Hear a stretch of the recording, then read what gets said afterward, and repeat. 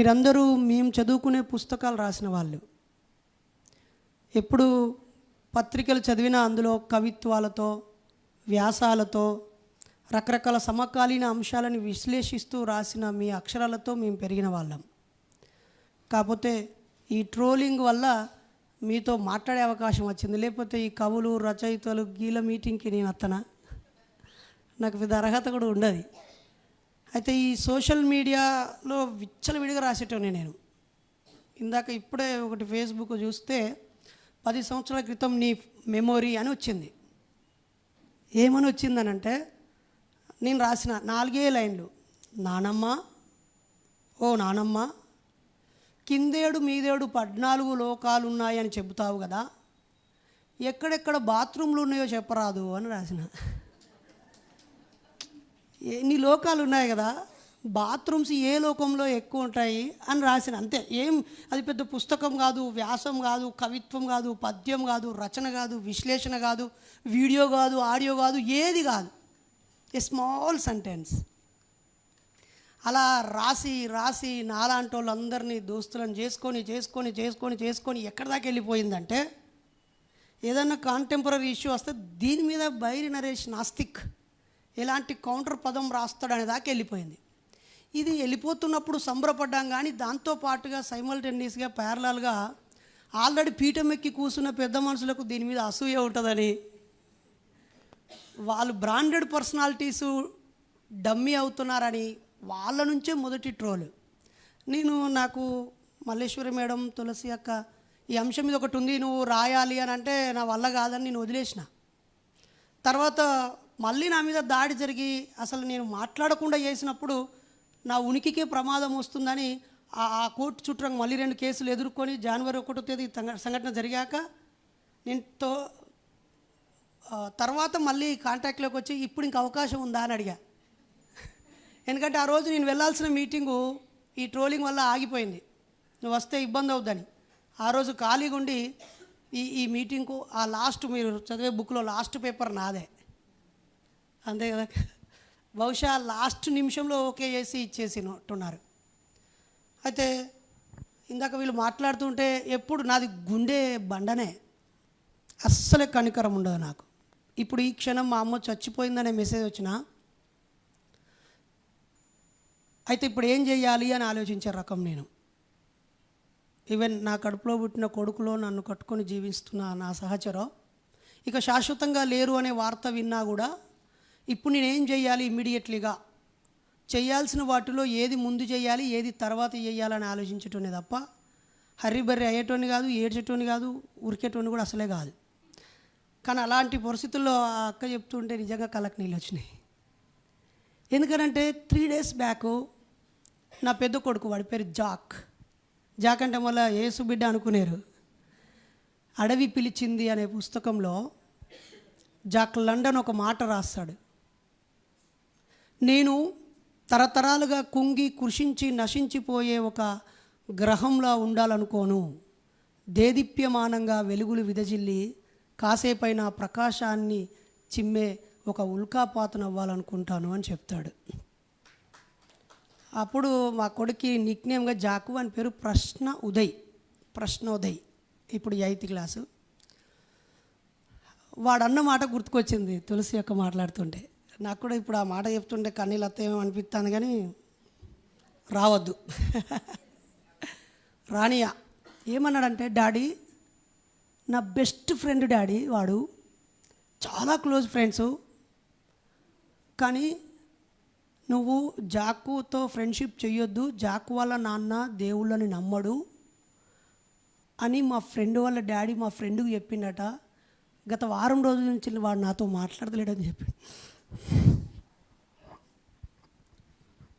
I'm very sorry my dear son.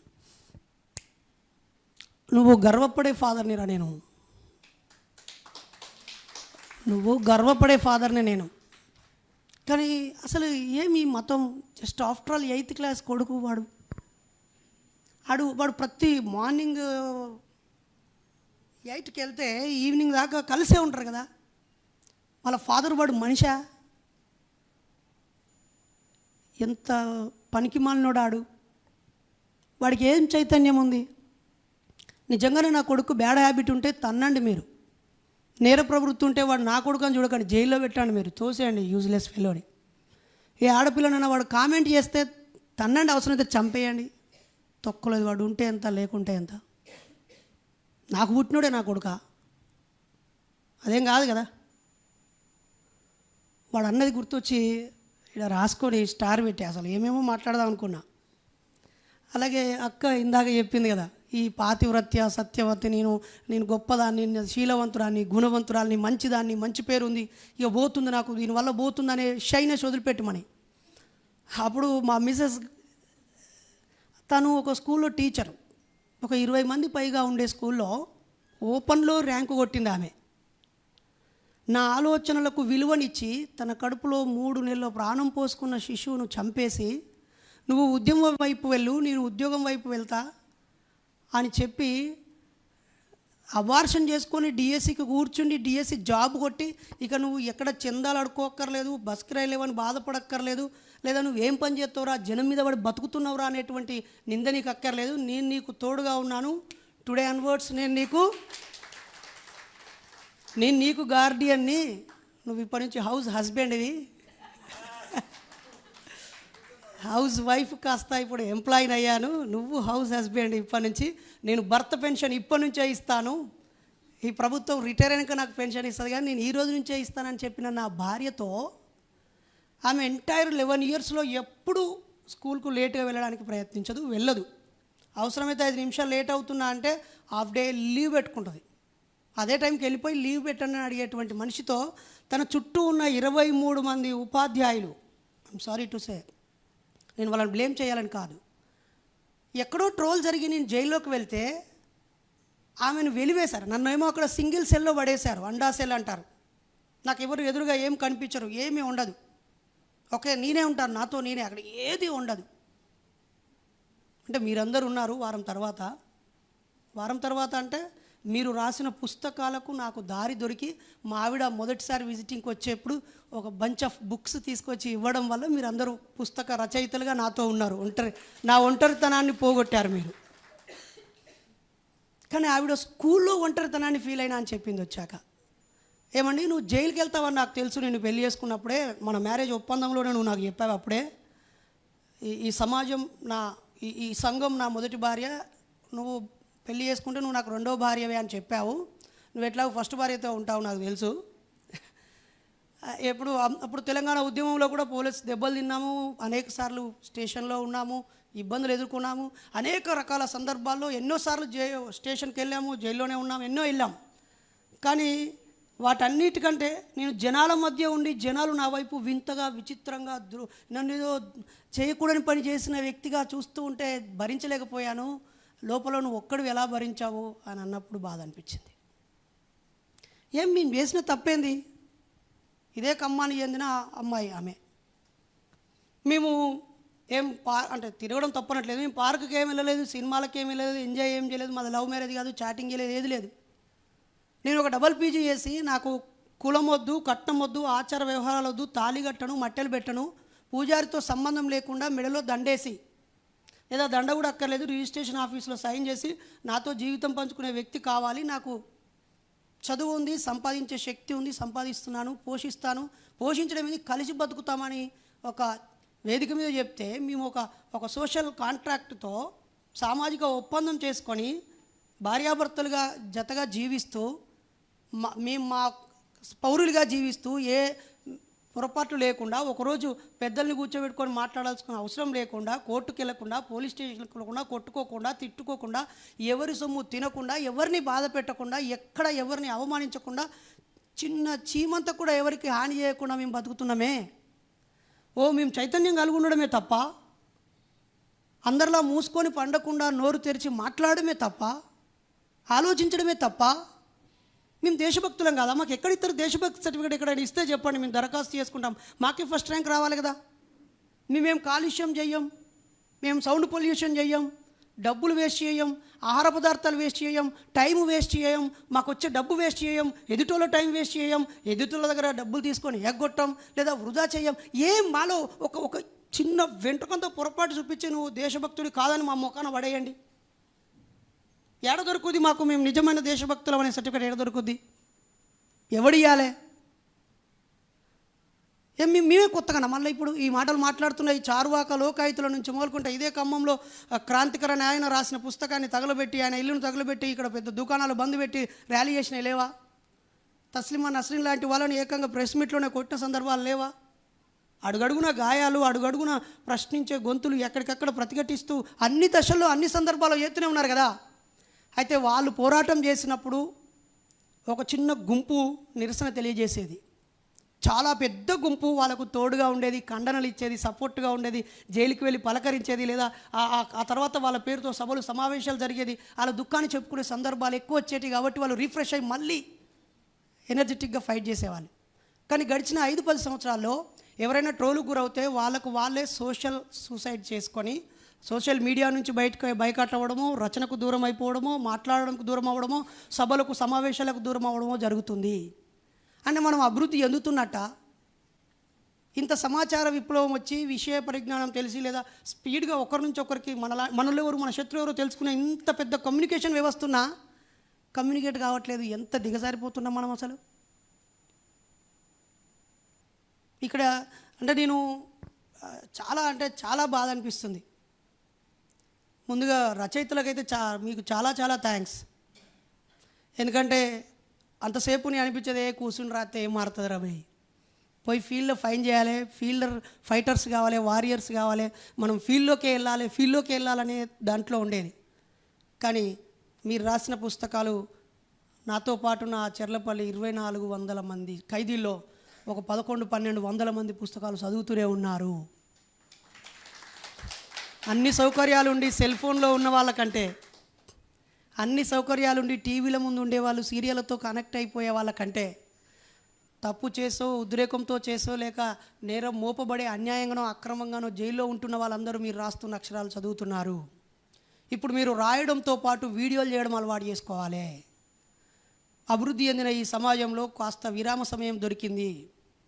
అప్పుడప్పుడు భార్యకు సహాయపడే భర్తలు కూడా ఇప్పుడు వాషింగ్ మిషన్ కొనిచ్చి ఆ సహాయం కూడా ఆపేసి, అటు భార్యకు కొంచెం విరామ సమయము, భర్తకి కొంచెం విరామ సమయం, ఆ విరామ సమయాన్ని అజ్ఞానము, మతము, మూఢత్వము, అర్థం లేని విషయాలు వాళ్ళ సమయాన్ని ఆక్యుపై చేస్తున్నాయి. కాబట్టి మన పోర్షన్ని మనం ఫిల్ చేయకపోవడం వల్ల చెత్త ఎక్కువైపోతుంది. మీరు కామెంట్ రాయండి అని ఇందాక అంత చక్కగా ఓపిక చెప్పింది. కామెంట్ రాయకూరి ఏదో ఒకటి రామకోటి రాసుకోరి, లేకపోతే ఇంకేదో జై శ్రీరామనో, లేకపోతే అల్లాకు జై అనో, లేకపోతే ఏసయ్యా అని రాసుకోరి. కనీసం సమయం ఉన్నోళ్ళు కూడా రాయకపోతే కామెంటు ఎవడు మాకు దిక్కేవాడు? నిజంగానే అంత బిజీగా ఉంటానమ్మా, 24 గంటలు క్షణం తీరిక లేకుండా బతుకుతున్నాం. ఒక వారం రోజులు లెక్క రాసుకోవాలి మీకు మీరే. రోజుకి 24 గంటల్లో పడుకునేది 6 గంటలు, 2 గంటలు టిఫిన్కి, స్నానానికి, టాయిలెట్, బాత్రూమ్, లంచ్, డిన్నర్కు 2 గంటలు, 6 గంటలు వంట, 2 గంటలు నీ శరీరం కోసం, 8 గంటలు పోతుంది, 8 గంటలు నౌకరి, 8 16 పోతే ఇంకొక 8 గంటలు నీ ఓన్గా ఉంటుంది కదా ప్రతిరోజు. ఇది కాక ఆదివారం రోజు 16 గంటలు ఉంటుంది కదా. పండగల పేరుతో, ఆయా మతాల పండగల పేరుతో బోల్డని సెలవులు ఉంటాయి కదా. దయచేసి శత్రువులేమో చూడకుండా కామెంట్ పెడతారు, మిత్రులేమో చూసి కూడా కామెంట్ పెడతలేరు. అసలు ఎవడు మిత్రువు ఎవడు శత్రువు? లాజిక్ అయితే కరెక్టే కదా. దయచేసి విపరీతంగా మనం రాయాల్సిందే. రాజ్యం చేతిలో ఉన్న వాళ్ళు ఏది చదివిపియాలో అకాడమిక్ లైబ్రరీలో వాళ్ళ పైసలతో వాళ్ళ పుస్తకాలు చెత్త డంపు చేసేస్తున్నారు. తర్వాత టెక్స్ట్ బుక్కుల్లో కూడా వాళ్ళు ప్లేస్ ఆక్యుపై చేస్తున్నారు. మరి కనీసం సోషల్ మీడియాలో మనం యాక్టివ్గా ఉండకపోతే ఎట్లా ఒకసారి మీరు ఆలోచించండి. అలాగే సైలెన్స్ కంటే మించినటువంటి ద్రోహము ఇంకేదైనా ఉంటుందా? మౌనం కంటే ఏం మాట్లాడకపోవడానికి మించిన అవమానం ఇంకేమైనా ఉంటుందా? అది ఎవరైనా, నేను బాధితుడిని పీడితున్నానేం కాదు, నాకు పెద్ద బ్యాచ్ ఉన్నది. మేము మామూలు ఏం కాదు. ఇందాక అక్క చెప్పింది కదా సైన్యం తయారు కావాలని. నా సైన్యం నా యూట్యూబ్ ఛానల్లో 1,98,000. నేను స్పష్టంగా మొదటి మాటే దేవుడు లేడు అనే స్టార్ట్ చేస్తా. అయినా యాక్సెప్ట్ చేసిన 1,98,000 మంది ఉన్నారు. ఇంకేం కావాలి? 960 వాట్సాప్ గ్రూపులు ఉన్నాయి. ఇంకేం కావాలా అంతే. మేము అక్కడ అందుకే యంగ్ పర్సన్స్ని, క్రియేటివ్ పర్సన్స్ని మనం కనెక్ట్ చేస్తే వాళ్ళే స్పీడ్గా సొల్యూషన్ ఇస్తారు. పెద్దవాళ్ళు అయితే ఎందుకులేమ్మా వదిలేయి, డెలీట్ చేయమ్మా, వెనక్కి రామ్మా, వీళ్ళ అనుభవాల్లో నుంచి రేపు ఎదురయ్యే ప్రమాదాలను ఊహించి ముందే భయాన్ని, పిరికితనాన్ని నూరిపోసి వీళ్ళ చైతన్యాన్ని చంపేస్తారు. అందుకే ఒక్కోసారి అనిపిస్తుంది చైతన్యవంతుల కంటే చైతన్యం లేనులే అప్పటికప్పుడు స్పందించడంలో ముందుంటారు. దాన్ని క్యాచ్ చేసుకునే మతాలు, మతం పేరుతో మారణ హోమాలను సృష్టిస్తూ క్షణాల్లో ఉద్రేకపరుస్తున్నారు. అలా ఉద్రేకపరచడం వల్లే కదా నేను ఎన్నిసార్లు ఒకసారి నెల్లూరు జిల్లా ఎల్లయ్యపాలెం కొట్టం దగ్గర బుచ్చిరెడ్డిపాలెం, కావేలి నుంచి బుచ్చిరెడ్డిపాలెం వెళ్ళే దారిలో ఆడ నేను వెళ్ళి మాట్లాడడానికి వెళ్ళిన సందర్భం ఒకటి, ఆడికి వచ్చి డిస్కస్ చేస్తున్న బ్యాచ్ ఒకటి. అయినా ఓపికగా ఉండి కన్విన్స్ చేసి ప్రోగ్రామ్ సక్సెస్ చేస్తే చివరి క్షణంలో ఒక బ్యాచ్ పూజారి రెచ్చగొట్టి పంపిస్తే నేను నీళ్లు చల్లి కూర్చోబెట్టుకుంటూ వచ్చిన. 4 గంటలు జరిగింది. చివరి క్షణంలో ఏం చేయాలో అర్థం కాక విచక్షణ కోల్పోయిన ఒక 4-5 మందు తాగిన బాబులకి కోడిగుడ్లు టమాటాలు ఇచ్చి ఈసిరేపిచ్చాడు. నాతో నా కొడుకున్నాడు. అప్పుడు వరుసగా 4 రోజులు సెలవులని నాతో పాటు ప్రయాణంలో వచ్చిండు. తిరిగి వెళ్ళిపోతుంటే అక్కడ పద్మక్క, తర్వాత సుజాతక్క వాళ్ళు టీచర్లు నాకు ప్రొటెక్షన్గా ఉన్నారు. వెళ్తూ ఉంటే పద్మక్క అడిగింది, అరే ప్రశ్నోదయ్ ఇప్పుడు అట్లా కొట్టిరు కదరా, నీకేమనిపిస్తుందిరా అని. ఆడు అప్పుడు 5th క్లాస్ అనుకుంటా. ఆడు ఏమన్నాడంటే మనం తక్కువ మంది ఉన్నాం కాబట్టి కొట్టిరు అనిపించింది అన్నాడు. మా డాడీని కొట్టిరు ఏమైద్దని అని చెప్పలేడు. ఆడు మనం తక్కువ మంది ఉన్నాం కాబట్టి వాళ్ళు కొట్టిర్రు, మరి ఇప్పుడు ఏం చేయాలంటే నేను మా డాడీ కంటే ఇంకా ఎక్కువ లాంగ్వేజెస్ నేర్చుకొని, ఈ దేశంలో మనసొంటోళ్ళు ఎక్కువ మంది ఉండరు, వేస్ట్ ఫెలోస్ ఎక్కువ ఉంటారు కాబట్టి వేరే దేశాలలో మనలాంటి వాళ్ళు ఎవరెవరు ఉంటారో వాళ్ళ సపోర్ట్ తీసుకొని వాళ్ళతో స్ప్రెడ్ చేస్తా అని చెప్పిండాడు. వామ్మో అట్లా అనొద్దురా, అట్లా అంటే నువ్వు మళ్ళీ ఈ దేశంలో ఉన్న వాళ్ళని తిట్టినట్టుగా. కాబట్టి దయచేసి ఏ మాత్రం అవకాశం ఉన్న అనుభవజ్ఞుల అనుభవాలను చెప్పించుకోవాలి. మనం పాత అనుభవాల్ని తిప్పి కవులు, గాయకులు, రచయితలు రవిగాంచని విషయాలను కవిగాంచి రాస్తారు. ఊహా రచనలు, కల్పన రచనలు అవి కాస్త తృప్తినో ఆనందాన్నో పదాల పొందికతో మీకు కాస్త పట్టునిస్తుందేమో కానీ ప్రజల చైతన్యానికి అది పెద్దగా పనికిరాదు. కాబట్టి రాసే ప్రతి అక్షరం, ప్రతి రచన అది సమాజంలోని సమస్యలకు పరిష్కారం చూపేదిగా, లేదా సమస్య పరిష్కారం నువ్వు చూపకపోయినా ఉన్నది ఉన్నట్టు ప్రతిబింబించేలాగానైనా మన అక్షరాలు ఉండకపోతే సమస్యనే బయటికి తెలియకుండా అంతర్ధానం అయిపోతుంది కదా. ఎందుకు ఒక స్వేచ్ఛ నవల ఆ మేడంను చూసి నిన్న ఒక చెల్లె ప్రియాంక అని వచ్చి, అన్న ఇక్కడ ఓల్గా మేడం ఎవరు, నేను ఒక 12 మందితో చదివించాను ఆ బుక్, నాకు ఆ మేడంతో ఫోటో దిగాలని ఉందంటే, బిడ్డ నువ్వు రాయి, ఆ మేడం వెతుక్కొని నీకు ఫోన్ చేస్తుంది, లేకపోతే నువ్వు ఇలాంటి ఒక మీటింగ్ పెట్టు, నువ్వు ఆడ కూర్చుండి ఓల్గా మేడం గారు రండి అని నీ చైర్ పక్కన ఆ మేడం పక్కన నువ్వు కూర్చోవడం గురించి ఆలోచించు, పోయి ఎక్కడుందో దొరకొట్టుకొని సెల్ఫీ దిగడం కాదు అని చెప్పా. అయినా దొరకొట్టుకొని దిగే ఉంటుంది ఆ బిడ్డ. ఉన్నారా మేడం, ఓల్గా మేడం ఉన్నారా, దిగారా? సో అది ఇంకా మా అమ్మ, అసలు మా అమ్మ ఎంత ఆవేదన పడ్డదో ఇందాక ఈ అమ్మ చెప్తే అర్థమవుతుంది. అరుణక్క చెప్పింది కదా, అమ్మకి ఏం చెప్పాలి, మా చుట్టాలు ఎవ్వరు వాళ్ళ ఇంటికి వెళ్తలేరు మా అమ్మని. మా అమ్మకు 6 అక్కయ్యలు, 2 అన్నదమ్ములు. చిన్న ఆయన పెద్దనాయల కొడుకులు మామూలు చుట్టాలు గారు. మాకు వారానికి ఒకసారి ఆదివారం వస్తుందేమో కానీ వారానికి ఒకసారి చుట్టాల ఇంటికి బంధువుల నుంచి ఇన్విటేషన్ వస్తుంది. అందరూ చుట్టుపక్కల దగ్గరనే ఉంటారు. ఆసిఫాబాద్లో జిల్లాలో ఒక పెద్దమ్మ, మంచిర్యాలలో ఒక పెద్దమ్మ, పెద్దపల్లి ఒక పెద్దమ్మ, రామగుండంలో గోదావరిలో ఒక పెద్దమ్మ, ఇక్కడ హన్మకొండలో ఒక పెద్దమ్మ, నల్గొండలో ఒక చిన్నమ్మ. వీళ్ళందరి ఇళ్ళకు మా అమ్మ నెలకు ఒక్కసారైనా పోయేస్తుంది. ఇప్పుడు నా మీద జరిగిన ఈ ట్రోల్ వల్ల మా అమ్మని పిలవట్లేరు. అసలు ఆమె ఏం పనిష్మెంట్, ఆమె మంచి భక్తురాలు. ఇప్పుడు ఈ నా మీద కామెంట్ చేసే ఏ ఒక్కడు మా అమ్మ భక్తిలో మా అమ్మ కాలు గోటికి కూడా ఎవడు సరిపోడు. ఎందుకంటే శనివారం వస్తే ఏ మాత్రం అసలు తాను ట్యాబ్లెట్ వేసుకోవాల్సి వచ్చినా, లేకపోతే తాను చచ్చిపోతుందని తెలిసినా దీపం ముట్టించేదాకా ఒక్కపోద్దు ఉండి ఇడిసేదాకా ఇంకో ప్రపంచంతో సంబంధం లేకుండా బతుకుద్ది. అయినా అమ్మ ఉండగానే తలుపులను గుద్దుతూ ఒక మూకదాడి ఇంటి మీదకి వచ్చి అమ్మను రకరకాల చిత్రహింసలు పెట్టే, అసలు వీడిని ఎందుకు కన్నావు, ఎట్లా కన్నావు, నువ్వు కనడం వల్లనే ఇట్లా నువ్వు మా అమ్మ ఏదో నేనేం తప్పు చేసినా అని మా అమ్మ ఆలోచిస్తూ ఉంటుంది. గుర్తుపెట్టుకోండి, ఆడో మగైనా ఎవరైనా అది సంబంధం అక్రమ సంబంధం కాదు. ఆ స్పర్మ్లో ఉన్న ఆ X chromosome, why chromosome zygote అవుతే పిల్లలు అవుతారు. ఈ కామన్ సెన్స్ కూడా లేదు కామెంట్ చేసే పిచ్చి వాళ్ళకు. ఎవరైనా అంతే కదా. ఆడ జెండర్తో పని లేదు, రేస్తో పని లేదు, కంట్రీతో పని లేదు, రీజియన్తో పని లేదు, క్యాస్ట్తో పని లేదు కదా, స్పర్మ్తో పని కదా. చిన్నది ఒక లక్షల కణాల్లోంచి ఒక్కదాన్ని యాక్సెప్ట్ చేస్తుంది ఆ తల్లి. ఆ యాక్సెప్ట్ చేసే అవకాశం ఆ తల్లికి వచ్చింది కాబట్టి ఎన్ని తిట్లొస్తానే కావచ్చు ఆ తల్లికి. అసలు ఏమన్నా అవకాశం ఉంటే సైన్స్ డెవలప్ అయ్యి ఇద్దరు పిల్లలు కంటే ఒకరు మగోళ్ళని కనాలి, ఒకరు మగ వ్యక్తి కడుపులో పెంచాలి, ఒకరు ఆడ వ్యక్తి అంటే భర్త ఒకరిని కనాలి, భార్య ఒకరిని కనాలి అనేటువంటి ఒక సోషల్ కాంట్రాక్ట్ రావాలి. అప్పుడు ఈ ఇదేమన్నా కొంచెం పోతేమో అని అనిపిస్తుంది. ఇక అంటే ఇప్పుడు ట్రోలింగ్లో మొదలు పెడతారేమో నరేష్, ఐఎమ్ రెడీ, నేను పురుటి నొప్పులు పడడానికి సిద్ధంగా ఉన్నాయి.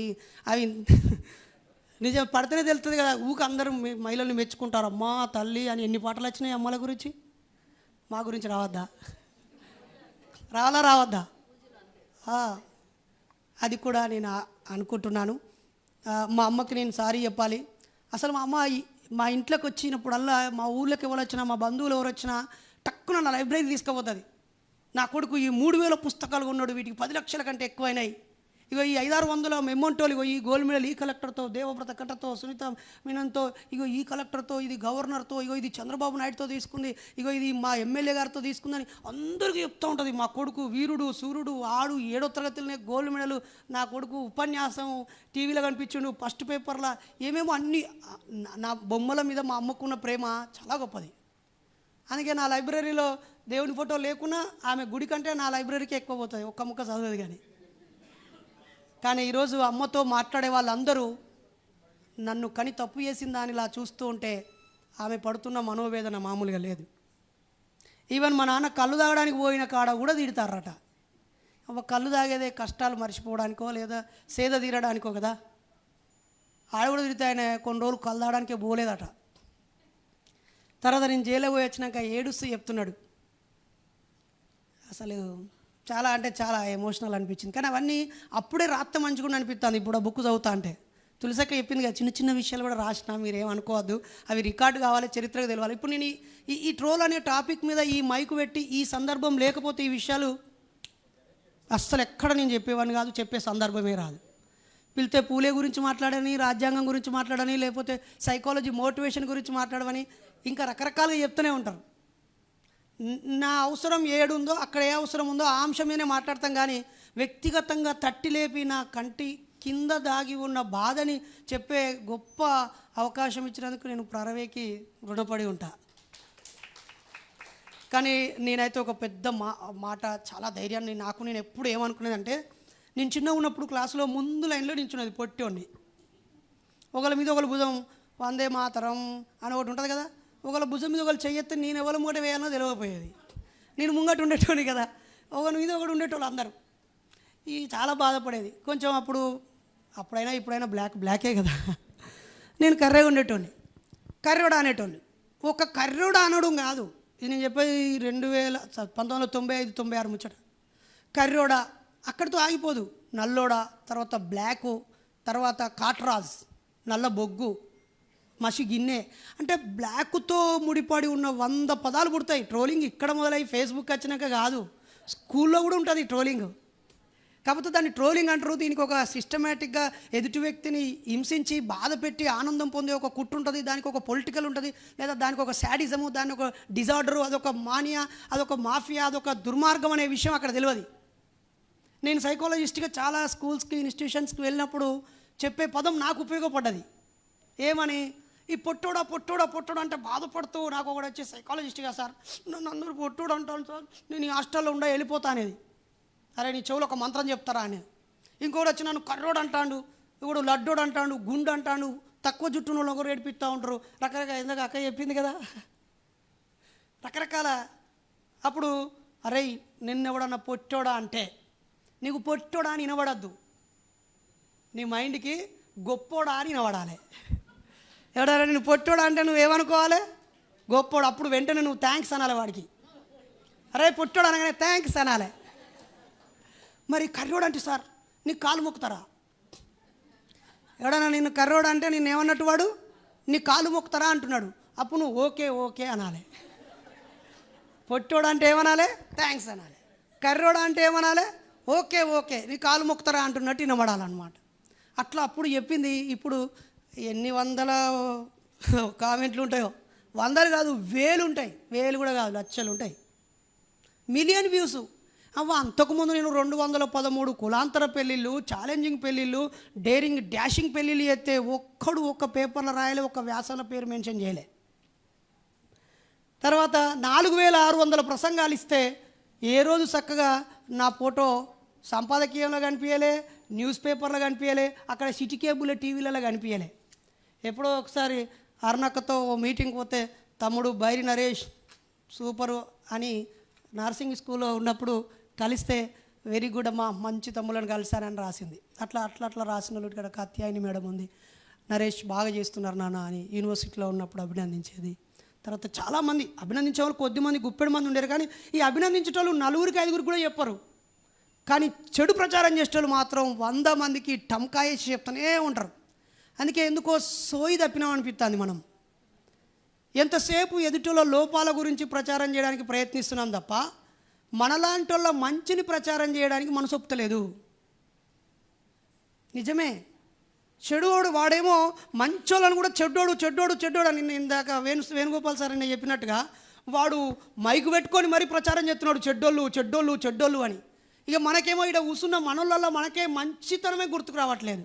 ఇక్కడ చాలామంది మాట్లాడుతూ నిన్న నుంచి చూస్తున్నా, మనోళ్ళు కూడా నన్ను అన్నారు, నా ఎదురుగా కూసున్న వాళ్ళు కూడా అన్నారు, నాకు దగ్గర వాళ్ళు కూడా అన్నారు, అందరూ అట్లే అన్నారు.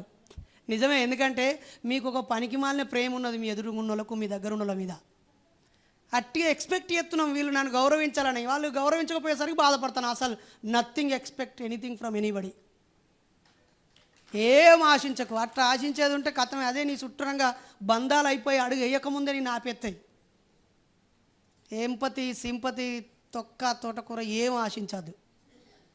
అవి ఆశించినవని అంటేనే నువ్వు ఒక సెల్ఫ్ బాండ్ అవుతున్నావు అని అర్థం. ఇంకా చెప్పాలంటే చాలా దుర్మార్గంగా ఉండాలి మనం, కఠినంగా కూడా ఉండాలి మనం. అలా ఉండకపోవడం వల్లే సచ్చుబడిపోతున్నాం, చల్లబడిపోతున్నాం. అది రేపటి తరాలకి ద్రోహం చేయడమే అవుతుంది. అలాగే అసభ్యంగా మాట్లాడే పదాలు. నేను మర్చిపోయిన బూతులు. చిన్నప్పుడు మాది పల్లెటూరు.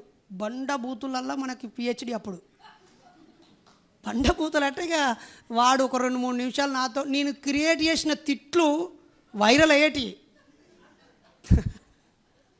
అంత వైరల్ అయ్యే తిట్లు ఉండేటి. అవన్నీ నాకు నేను సాధు జంతువుని, నేను సాధు జంతువుని, సాధు జంతువునని లోపల క్రూర మృగాన్ని పెట్టి పైకెళ్ళి నేను సాధు జంతువులా నటిస్తూ వచ్చి మొన్నటిసారి ఒక్కోసారి బ్లాస్ట్ అయినందుకు నీ అమ్మ దాన్ని 3 మిలియన్ల మంది అంటే ఎంతమంది 30 లక్షల మంది చూసిరు. అది బైరి నరేష్ భూతు పురాణం. ఓ ఛానల్ ఇంటర్వ్యూ చేస్తే వీళ్ళ భార్యాభర్తల రహస్యం అని టైటిల్ పెట్టాడు. ఏందిరా ఈ రహస్యం అని ఆ వీడియో చూస్తా ఏముండదు. మా ఇద్దరి మంచి విషయాలే ఉంటాయి. అలా మంచి విషయాలండి. ఇక అప్పటి నుంచి మేమేం తీసానంటే చాలా చాలా తక్కువ 0.1% రహస్యంగా ఉందాం మనమని మేము అప్పటి నుంచి ఓపెన్ కిస్ చేసుకోవడం స్టార్ట్ చేసినాం. అంతకుముందు ఎటన్నా బయటికి వెళ్ళేటప్పుడు హగ్ చేసుకొని కిస్ చేసుకునేది కదా. ఇప్పుడు మా పిల్లలు కూడా మమ్మల్ని ట్రోల్ చేస్తారు. ఇక డాడీ పోతున్నాడు, మమ్మీ బయటికి వస్తుంది, అందరూ ముందు ఇక అన్నీ బరి తెగించినట్టుగా ఇక వీళ్ళు కిస్ చేసుకుంటారు. చాలు ఆడు మా చిన్నోడు అంటాడు, ఇక మేము చూడలేకపోతున్నాం డాడీ, సినిమాలలోనే చూసి అది నచ్చలేదు. అందుకే చాలా ఎన్ని విషయాలు వీలైతే అన్ని జనరలైజ్ చేసి పడేద్దాం. మనకున్న సెన్సిటివ్నెస్, సున్నితత్వము, అబ్బా ఇది తెలియవద్దు, ఇది చెప్పొద్దు, ఇది అవసరం లేదు, ఇది దాచిపెడదాం అనే అంశమే మనుషులను చంపేస్తుంది. నేను ఒక దొరసాని పేరు చెప్పను. ఆ పేరు కూడా ఎందుకు చెప్పానంటే దొరసాని కాబట్టి. హన్మకొండలో ఒక అమ్మాయి సూసైడ్ చేసుకుంది, పెట్రోల్ పోసుకొని కాల్చి చచ్చిపోయింది.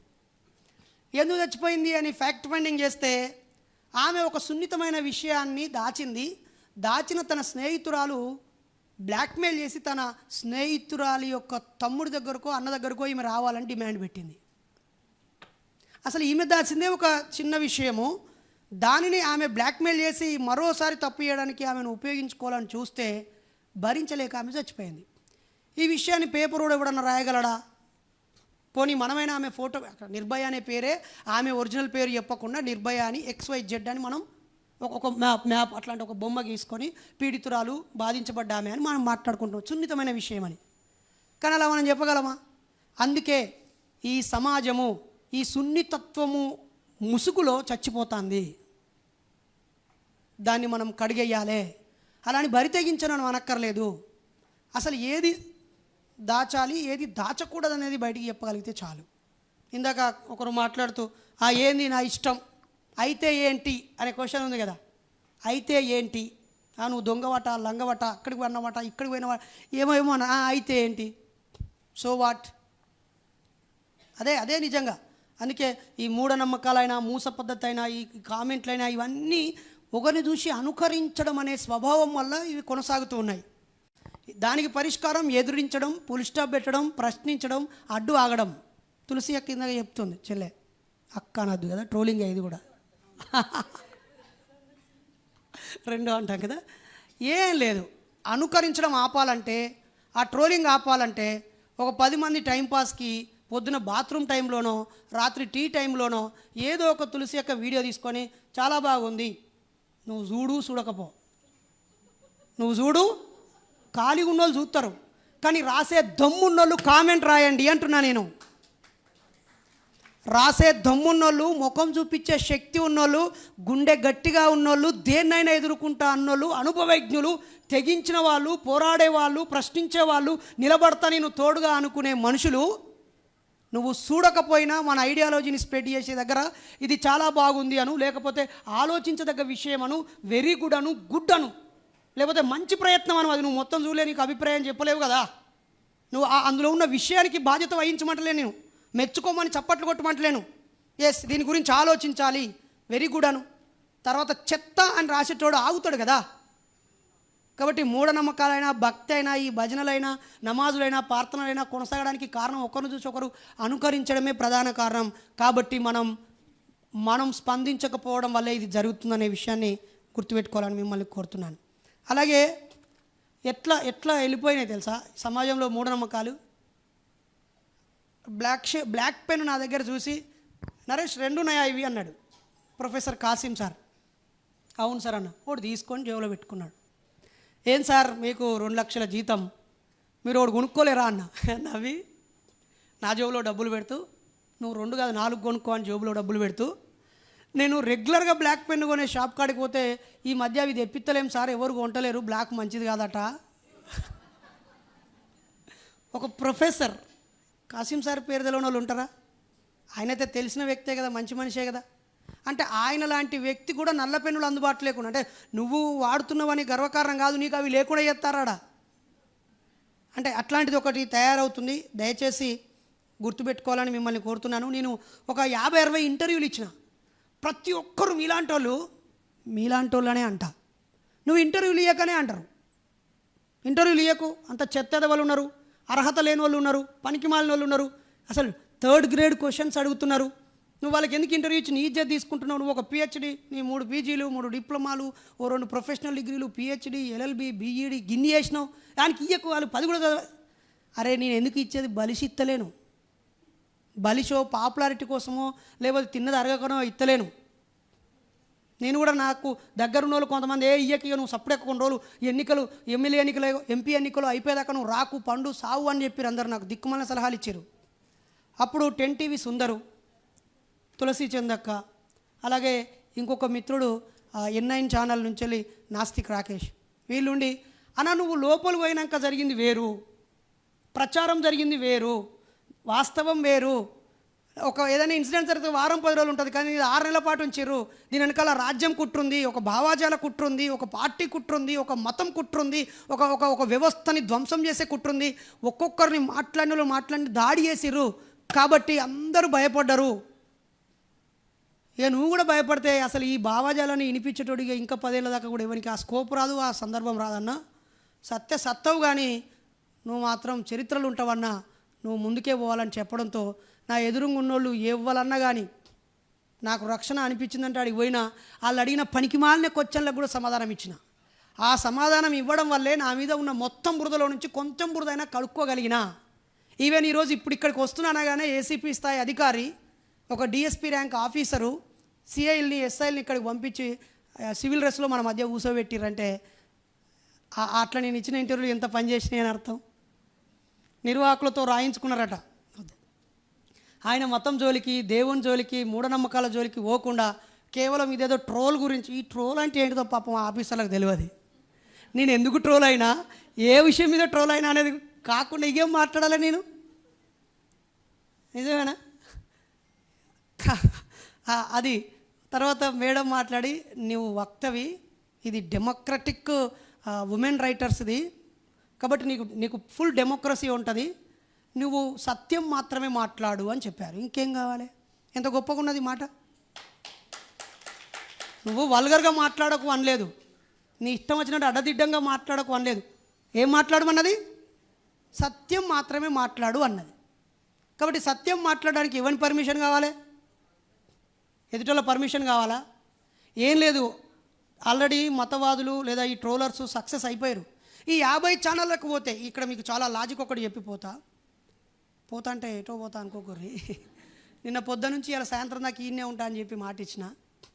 అయితే ఏ ఛానళ్ళకు పోయినా ఒక 40-50 కంప్యూటర్లు ఉన్నాయి. నేను 60 ఛానళ్ళకి ఇంటర్వ్యూ ఇచ్చిన. 40-50 మంది ఉన్నారు. 4-5 ఏసీ రూమ్లు ఉన్నాయి. వాళ్ళ సబ్స్క్రైబర్లు చూస్తే అక్క కన్నా 3 లక్షల దాకా ఉంటారు, నాకు 2 లక్షల దాకా సబ్స్క్రైబర్లు ఉంటారు. వాళ్ళకు గట్టిగా 1,00,000 కూడా సబ్స్క్రైబర్లు ఉండరు. కానీ ఇన్ని కంప్యూటర్లు ఎందుకు, ఇంతమంది ఎంప్లాయీస్ ఎందుకు, వీళ్ళకి ఇన్ని జీతాలు ఎక్కను? నాకు ఈ నెల 7,600 రూపాయలు వచ్చినాయి. యూట్యూబ్ ఇన్కమ్ చక్కగా చెప్పొద్దు కదా. ఇంత గోసపడి ఎంత కష్టపడి మొత్తం పెడితే గీ పైసలు వస్తలేవు. నేను ఛానల్లో ఒక వారం రోజులు పనిచేసిన, అడిగితే ఆయన చెప్పిండు, సార్ మొత్తం నిర్వహణకి 3 లక్షలు ఖర్చు వస్తుంది, నాకు ఈ యూట్యూబ్ ఇన్కము 46,000 వస్తుందని చూపించిండు. పాపం వాడు చూపించిందేమో నువ్వు జీతం ఎక్కువ అడగకని చూపించిండు. కానీ నేను అడిగింది ఎందుకు, అసలు ఏం జరుగుతుందో తెలుసుకుందామని. వీళ్ళందరూ కూడా పేట ఆర్టిస్టులే, వీళ్ళందరూ ఐటీ నిపుణులే.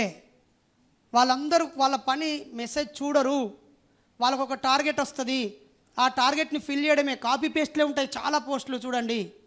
అది కూడా వాడు కడుపు నిండా అప్పటికప్పుడు మంచిగా నమిలి ఉంచడు. అంత ఆర్టిఫిషియల్ నీళ్ళు నోట్లు తీసుకొని ఉప్పు అని ఉంచినట్టే కానీ తుప్పుకొని ఉంచితే బాగుండు. కనీసం వాడు ఊంచడానికి ఇంత కష్టపడ్డా అనుకుంటాం. అన్ని కాపీ పేస్ట్ తిట్లే కాబట్టి అవేం పెద్ద టేస్ట్ ఉండే అక్కలు. తిట్లు కూడా ఎంత క్రియేటివిటీగా ఉండాలి, అర్థవంతంగా ఉండాలి. తిడితే కనీసం ఎదుటి కాసేపడిన తల్లడిల్లిపోవాలి. అత్తి కూడా లేకపోతే ఎట్లా? నిజమేనా? కాబట్టి మనం తిట్ల టేస్ట్ కూడా చూడాలి. అది చూడకుండా సున్నితంగా బతుకుతున్నాం కాబట్టి ఈ భయాలు ఇవన్నీ పిచ్చి పిచ్చి అని వస్తున్నాయి. కాబట్టి దయచేసి మాలాంటి ట్రోలర్స్ ఒక ఎంఎం కల్బుర్గి లాగో, గోవింద్ పన్సారి లాగో, నరేంద్ర దబోల్కర్ లాగో, గౌరీ లంకేష్ లాగో చంపబడేదాకా సైలెంట్గా ఉండకండి. అలాగే రాయగలిగిన వాళ్ళు పనిచేయడం సాతగానోళ్ళు రాయిల్లి, రాయడం సాతగానోళ్ళు పనిచేయాలి. ఇవి రెండు సాత కాకపోతే పర్సనల్గా వచ్చి కలిసి నేను ఉన్నాను షేక్ హ్యాండ్ అనే ఇయ్యాలి. అక్షరాలతో సహాయం చేయగలిగితే అక్షరాలతో చేయండి. మనుషులుగా చేయాల్సిన అవసరం చాలాసార్లు ఉంటుంది. మనుషులుగా వచ్చి కలిసి నేను ఒక సందర్భం వచ్చినప్పుడు నాకు ఒక ఫోన్ కాల్ వచ్చింది. ఒక చెల్లె, అన్న చాలా ఇబ్బంది అనిపిస్తుంది అన్న, నేను హాయిగా సంచి పట్టుకొని కూరగాయల కాడికి పోయి తీసుకొచ్చుకొని హాయిగా నా గూట్లో నేను డ్యాన్స్ ఆడి దాన్ని వీడియో తీసి పెట్టాలనుకుంటా, మాట్లాడి పెట్టాలనుకుంటా. కానీ నేను అలా వెళ్ళి వచ్చే దారిలో ఏమవుతుందనే భయం అవుతుందన్న. నేను అన్ని స్టేషన్లలో కేసులు పెట్టాలి, మనోళ్ళతో చెప్పి కొంచెం ఆ కేసుల గురించి ఆలోచించండి అన్నది. ఇప్పుడు పెట్టాల్సింది కేసులు కాదు, సమస్యను పెంచుడు కాదు, లేకపోతే తనను హైలైట్ చేసుడు కాదు, తన ప్రైవసీని డిస్టర్బ్ చేసుడు కాదు. మనిషిగా వెళ్ళి నలుగురం తనతో ఒక పూటంతా కూర్చుండి మాట్లాడితే ధైర్యం వస్తుంది. ఇక్కడ నేను రాయటం కాదు, లేకపోతే మ్యాన్ పవర్నో మనీ పవర్నో ఇచ్చుడు కాదు, మనిషిగా వెళ్ళాలి అని ఫీల్ అయ్యి జేబులో పైసలు లేకున్నా మళ్ళా మా హోమ్ మినిస్టర్ దగ్గర అర్ధాంతరంగా కొన్ని పైసలు రాయించుకొని పోయాం. అప్పటికి నేను కూడా భయంగానే ఉన్నా. టోల్ గేట్ కాడ నేను మా మిస్సెస్ ఆగితే 5 నిమిషాల్లో 25 మంది గుమిగూడారు. ఒకసారి ఎంత భయానకంగా ఉంటుందో ఊహించండి. నేను అంబేద్కర్, భీమా కోరేగాం గురించి మాట్లాడకపోతే 150 మంది వచ్చి దారి, మేము ఉన్నది ఆడ 15-20 మందిమి. కాబట్టి ట్రోలింగ్ దగ్గర లేదు, అది ఉన్మాదం దగ్గర, అంతమొందించే దగ్గర దాకా వెళ్ళిపోయింది, ఎక్కడెక్కడికే వెళ్ళిపోయింది. ఈ రాసిన ఆమెతో పెద్దగా నష్టం లేదు, ఈ మాట్లాడిన ఆయనతో పెద్దగా నష్టం లేదు, గా సంఘం నడిపించడానితో పెద్దగా నష్టం లేదు. వీళ్ళు సోషల్ మీడియాలో బలంగా ఉండి ఎక్కువ మందిని ఆలోచింపజేస్తారు, వీళ్ళు ప్రమాదం రా అని చెప్పి శత్రువులు మమ్మల్ని గుర్తించి ఆల్రెడీ మమ్మల్ని ఆడుకుంటారు. కానీ మిత్రులే, వీడు మన సంఘం కాదు, వీడు మన కులం కాదు, వీడు లెఫ్ట్ వింగ్ కాదు, వీడు రైట్ వింగ్ కాదు, లేదా వీడు స్పెసిఫిక్గా సబ్ క్యాస్ట్లో మన క్యాస్ట్ కాదు, లేకపోతే వీడు డెవలప్ అయితే వీడు ఏ పార్టీకి అమ్ముడు పోతాడో, లేకపోతే వీడు మనల్ని వాడుకొని నీ అవ్వ ఇక నువ్వే ఉన్నావా, నీకు సాత కాదని సపరేక వండు. వంకలు ఎవడు పెడతాడు? సాతగానోడు పెడతాడు. సాతనైనోడు ఏం చేస్తాడు? మార్గాలు ఎత్తుకుతాడు పని చేయడానికి. కాబట్టి వంకలను పక్కకు పెట్టి ఏం చేయగలమో ఆ దిశగా ఆలోచించాలని మీ అందరినీ ఈ సందర్భంగా రిక్వెస్ట్ చేస్తూ, ఈ ట్రోల్ నాకు చాలా మేలు చేసింది. ట్రోల్ వల్ల బాధపడి ఏడుపులు చెప్పారు కదా, నాకు చాలా బాగా హెల్ప్ చేసింది. ఏంటిది? నా శత్రువులు ఎవరో, నా మిత్రులు ఎవరో నేను తెలుసుకునే ఒక గొప్ప జ్ఞానాన్ని నాకు ఇచ్చింది. ఇంతకాలం భ్రమలో ఉన్నా నేను, నన్ను ఎవడు చూస్తలేడు, నేను ఎవరికి హాని చేస్తలేను, వీళ్ళందరూ నా వాళ్ళే, వాళ్ళు నా వాళ్ళే, వీళ్ళు నా వాళ్ళే, అంత మనోళ్ళే అనే భ్రమలో ఉన్నా. నా భ్రమలను కడిగేసింది ట్రోలు. అలాగే మా అమ్మ నాన్నకు కూడా నేను ఎంత ధైర్యవంతున్నో ఎంత మొండి ఉన్నో వాళ్ళకి అర్థమైంది. ఇన్నేళ్ళ మా 15 ఏళ్ళ పోరాటంలో మా జీవిత భాగస్వామి గాండ్ల సుజాత టీచరు, ఆమె అప్పుడప్పుడు వచ్చేది, ఇప్పుడు ఎప్పటికి వస్తుంది. ఎందుకు? కనీసం నామకం చూసైనా మా ఆయనను కొట్టుడు తిట్టుడు తక్కువ చేస్తారేమో అని ఇప్పుడు కలిసి ప్రయాణించే అవకాశాన్ని ట్రోలింగే మాకు ఇచ్చింది. ఈరోజు రాలేదు. ఈరోజు తాను ఒక మతాంతర పెళ్ళి ఏర్పాట్ల కోసం 2 కుటుంబాలతో మాట్లాడడానికి నా ప్లేస్లో రీప్లేస్ అయ్యి ఆమె వెళ్ళింది, నేను ఇక్కడున్నాను. సో లేకపోతే ఆవిడ కూడా వచ్చేదే. సో అలా ఆమె నాతో ప్రయాణించే అవకాశం. తర్వాత నేను 29 సంవత్సరాలు ఒక సంఘంలో పనిచేసిన. బహుశా మీరు ఈ 15 ఏళ్ళలో మీతో పనిచేసిన వాళ్ళు కొంతమంది పోయి ఉంటారు, కొంతమంది వచ్చి ఉంటారు, వచ్చిపోతూ ఉండేటోళ్ళు ఉంటారు, కొంతమంది దూరంగా ఉండి ఉంటుంటారు, ఎన్నో ఉంటాయి. 29 సంవత్సరాలు నేను ఒకే సంఘంలో పనిచేసిన. కానీ ఆ సంఘమే నా చుట్టూ ఉన్న వాళ్ళు నన్ను ఎలా ట్రోల్ చేసిరో నేను అలా పోయినాక నాకు తెలిసింది. చేసి ఒక కొత్త సంఘాన్ని పెట్టే అవకాశాన్ని కలిగించింది ట్రోలింగ్. మూఢనమ్మకాల నిర్మూలన సంఘం అని స్టార్ట్ చేశాం. అది నేను స్టార్ట్ చేయలే, మా ఆవిడ స్టార్ట్ చేసింది, నేను స్టార్ట్ చేయాల్సి వచ్చింది. కలిసి నడిపించే ఒక గొప్ప సదుపాయం ఈ ట్రోల్ వల్ల మాకు కలిగింది. అయితే ఇన్ని అవమానాలు పడ్డా, ఇన్ని తిట్లు పడ్డా, ఇన్ని జైలు జీవులు అనుభవించిన, ట్రోల్ అయినా, దెబ్బలు పడ్డా, ఎప్పుడు చంపేస్తారో, ఎక్కడ కొడతారో, ఏమైద్దో అనే భయంలో కూడా మాతో కలిసి వచ్చేటోళ్ళు ఎవరు, దూరంగా ఉండి కామెంట్ చేసేటోళ్ళు ఎవరో మాకు తెలుసుకునే అవకాశం వచ్చింది. ఇప్పుడు ప్యూరిఫై అయిపోయినాం. ఇంకా అయినా నేనేమంటానంటే అంత పోయింది నాది. బోల్డన్ని అప్పులు మిగిలిచ్చింది, దాదాపు 7-8 లక్షల అప్పు మిగిలిచ్చింది ఈ కేసులు ఇవన్నీ. ఇప్పుడు ఒక గోచే మిగిలి ఉంది, పీకెత్త ఇంత గోజు కూడా పోతుంది. ఏం పోతుంది? షాప్ ఉన్నోడు మాట్లాడు, ఎందుకంటే గిరాకీ పోద్దని. ఏదైనా ఉద్యోగం ఉన్నోడు మాట్లాడు, ఎందుకంటే ఉద్యోగం ఏదైనా డిపార్ట్మెంటల్ సర్వీస్ రూల్స్కి అగెనిస్ట్ అని ఏమైనా ఇబ్బంది అవుతుందని. భూములు జాగాలు ఉన్నోడు భయపడతాడు, ఎందుకంటే ఇక్కడ ఈడు కబ్జా చేస్తాడు, వాడు కబ్జా చేస్తాడు అని. అద్దాల మేడు ఉన్నోడు భయపడతాడు, ఎందుకంటే ఎవరు రాయిసిరెత్తన అద్దం బలిగిపోద్దు అని. లేకపోతే ఏదైనా అవార్డుల కోసం ఆశించేటోడు భయపడతాడు, ఇది గట్టిగా రాస్తే నాకు అవార్డు లిస్టులో నా పేరు ఉంటుందో ఉండదు అని. నాదేం పోతుంది గోషిమట్ట? నాదేం పోతుంది? ఏం పోయేది లేదు, నాకు పోయేది ఏం లేదు. ఇక మిగిలింది ఒకటే ప్రాణం. గదే నా గోషిమట్ట. పీక్కుంటే గదే. 2 సార్లు ఎవరైనా చంపుతాడా? ఎవరైనా 2 సార్లు చచ్చిపోయారా? చచ్చిపోలే. కాబట్టి ఒకటేసారి, అది ఎప్పుడో ఒకసారి వస్తుంది. ఈ ట్రోలింగ్ వల్ల 60-70 ఏళ్ళ తర్వాత పరిచయం కావాల్సినంత సమాజం ఒక్క నెలలోనే అందరికీ పరిచయం అయిపోయినాం మేము. కరెక్టేనా? కాకపోతే ఎట్లా ఫోన్లు వస్తున్నాయంటే, కానీ నేను అలా ఎక్స్పర్ట్ అయిపోయాను కదా. పిహెచ్డి ఓ పక్క అయిపోయింది, దీని మీద పిహెచ్డి అయిపోయింది. నాకు ఒక్క సెకండ్లోనే అది మంచి ఫోన్ కాలా చెడ్డ ఫోన్ కాలా తెలుసుకునే నైపుణ్యం దొరికింది. కాబట్టి నేనేం చేస్తా, ఒక్క సెకండ్లోనే హాయిగా అర్థం చేసుకొని కట్ చేస్తా, బ్లాక్ చేస్తా. కాస్త రిలాక్స్ ఉంటే నా మీద నన్ను, అంటే మనం సీజన్ లేనప్పుడు కూడా మావో గుట్టలు ఎక్కించేటోడు సైనికులని. ఇప్పుడు ఎందుకు ఎక్కిస్తున్నావా అంటే రేపు యుద్ధం వచ్చినాక ఎక్కడం సాత కాదు, ఇప్పుడు పండి అలవాటై మొద్దుదనం వస్తుంది, కాబట్టి మామూలు అప్పుడు కూడా గుట్ట ఎక్కి దిగడం ఉంటేనే హెల్తీగా ఉంటామని చెప్పి నేను మామూలు అప్పుడప్పుడు కూడా ఈ ఫోన్లు ఎత్తి కాస్త ఎంజాయ్ చేస్తూ ఉంటాడు. అమ్మ అక్క ఈ అంటే పొట్టోడు అనగానే గొప్పోడా, కర్రోడు అనగానే కాలు మొక్కుతా అన్నట్టుగా ఓకే ఓకే ఓకే ఓకే అన్నీ అని ఇవన్నీ మీ అమ్మ అక్క ముందు అని వాళ్ళు ఓకే అంటే మా ఇంటికి రా బ్రదర్ అని చెప్తా. నన్ను తిట్టేవన్నీ మీ అమ్మ మీ అక్క మీ చెల్లి దగ్గర మీ భార్య దగ్గర ఇవన్నీ నేను నరేష్ని గిన్ని తిట్టాలనుకుంటున్నానని అని వాళ్ళు ఓకే అని అన్నాక నువ్వు డైరెక్ట్గా రా బ్రదర్ థ్యాంక్ యూ అని ఫోన్ పెట్టేస్తా. అయితే మా కొడుకు అంటాడు, డాడీ నీకు 50-60 ఫోన్లు వచ్చినాయి, 100 ఫోన్లు, రోజు గిన్ని ఫోన్లు ఎత్తుతావు ఎందుకు నువ్వు అంటాడు. అరే పిచ్చోడా, వాళ్ళతో తిట్లబడ్డానికి కాదురా, ఈ 100 ఫోన్లలో ఒక్కడన్నా నాసుంటాడు ఆమె తమ్ముడు నేనున్నరా, అరే నేను కూడా నీయసుంటోనేరా అనే ఆ ఒక్క మంచి ఫోన్ కాల్ కోసం ఈ 99 చెత్త కాల్స్ లిఫ్ట్ చేస్తా అని చెప్పిన. కానీ నా దరిద్రానికి మంచి ఫోన్ కాల్స్ అత్తనే లేవు ఈ మధ్య.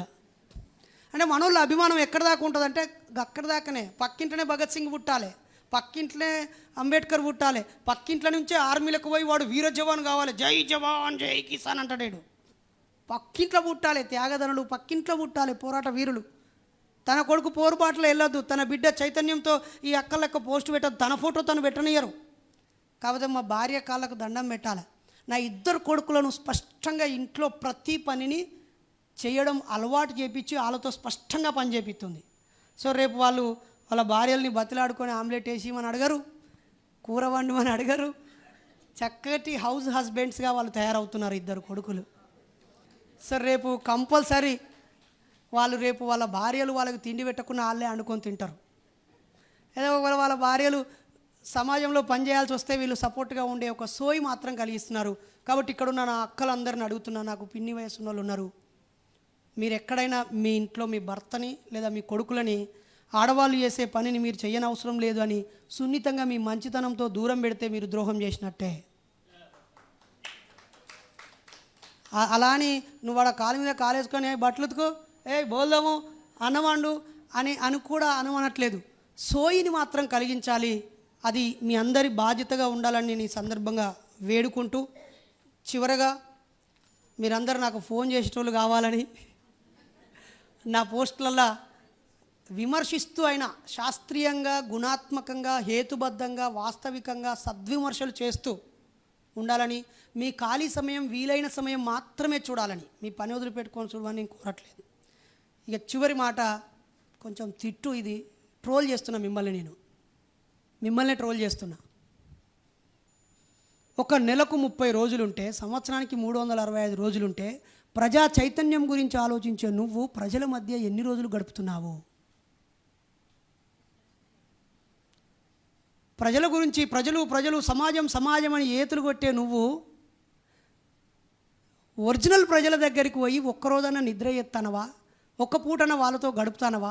వాళ్ళు బతుకులో బతుకై మెతుకులో మెతుకై వాళ్ళ గడెంచలో వాళ్ళ గుడిసెలో వాళ్ళ సాప కింద వాళ్ళ గుడిసెలో లేకపోతే వాళ్ళ మురికి వాసన పక్కన పడుకుంటానవా?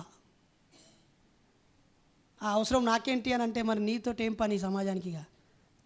నువ్వు నీ కోసం పనిచేసే మనిషివని చెప్పుకో. ఇప్పటి నుంచి సమాజం కోసం చేస్తున్నాను, ఏతులు కొట్టకు.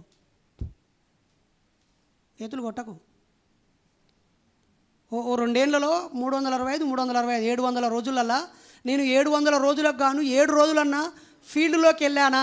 సమాజంలోకి వెళ్ళానా? నేను చెప్పే నా మాటలను చేతుల్లో చూపించానా?